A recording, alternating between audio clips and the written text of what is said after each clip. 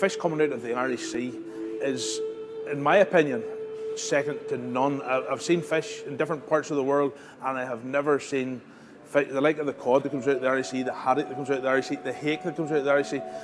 It's second to none. It's absolutely the best in the world, in my opinion.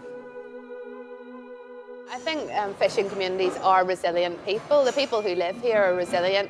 They've lived by the sea and they've worked on the sea for generations. Communities like Portavogie here, up to 39% of the population are employed in the industry. So the industry aren't a bolt-on to the community, they're an integral part of the community that are so important for the survival of places like Portavogie, Ardglass and Kilkeel.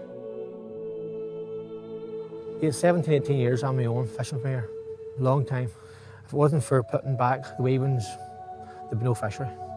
18 years I've been doing that now, and it's been looked after that there wee bit of ground. It's a good bit of ground. I love it because you can be in every night, in your own bed and home with the family.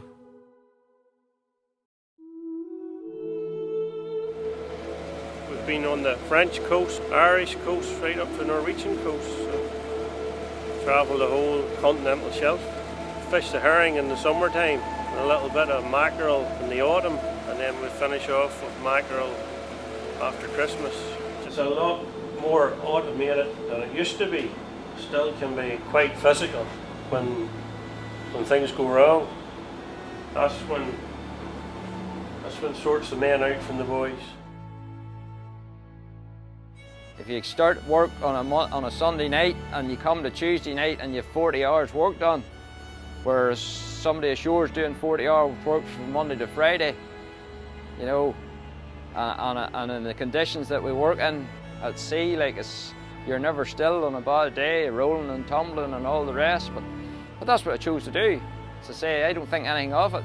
Other people would say, what do you do it for? But to say there's more salt in my blood than there is blood. There's a mention in the patent rolls of Ireland, going back to the Wars of the Roses, of the importance of the herring fishery here. But this collection here basically is the more recent history for that you were still, in those days, using a drift net to capture herring, which seasonally swam in great numbers off the coast of County Down here. You're down there every day and wind blows you about the harbour and you're fixing it nets and all, but it's great, it's a great camaraderie. It's just a good industry. It's like farmers on the land. They don't always do it because of the money, they do it because they love the land. Well, the fishermen love the sea. The men, I'm too young at the sea, I'm at sea now, 17, 31 years, and I've still got the same buzz when I was when I was 17. And it's a lovely day today, as you can see. If you've been here yesterday, there was horizontal rain. It wasn't pleasant at all, and usually the unpleasant days outweigh the pleasant days, but that's oyster farming. It was something I had a passion for many years ago, but if you had to license the site, it would take 8 to 10 years. So I couldn't wait that long, so I moved on. Luckily, the company I'm with now, Rooney Fish, they were able to push the thing forward, so we got it a lot quicker. So in a roundabout way, yeah, I did want to be an oyster farmer, and here I am. Sea Source is actually run by the NIFPO, which is run by the fishermen in Kilkeel.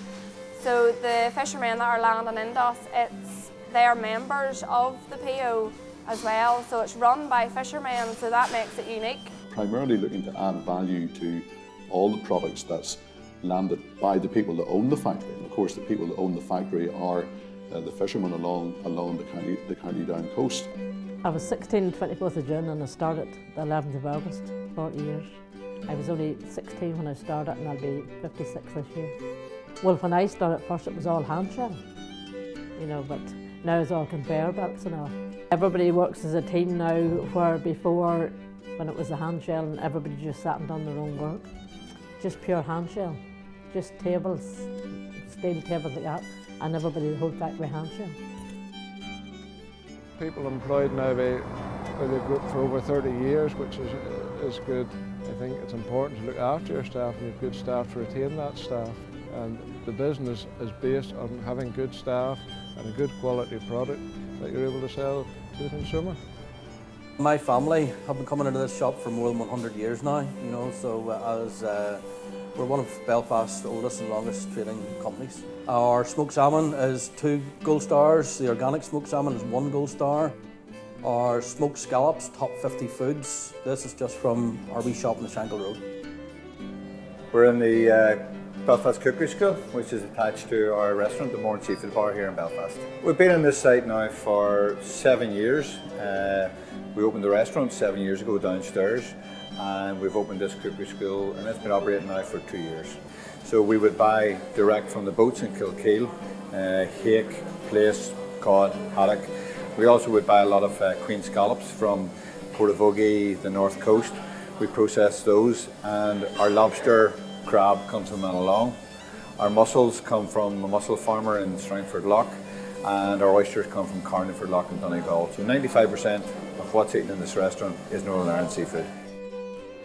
I think this industry has been incredible because there's been challenges, but the industry has reacted. So boats have become more efficient. They've looked at alternative species and indeed alternative uses for fishing vessels. Some people have gone towards aquaculture rather than fishing. So the industry is developing all the time. When you talk about the seafood industry, it's an exciting industry made up of lots of parts, from the fishing boats to the factories to aquaculture producers. And all those people are working really hard to continue what they're doing, to have a sustainable and profitable business for the future.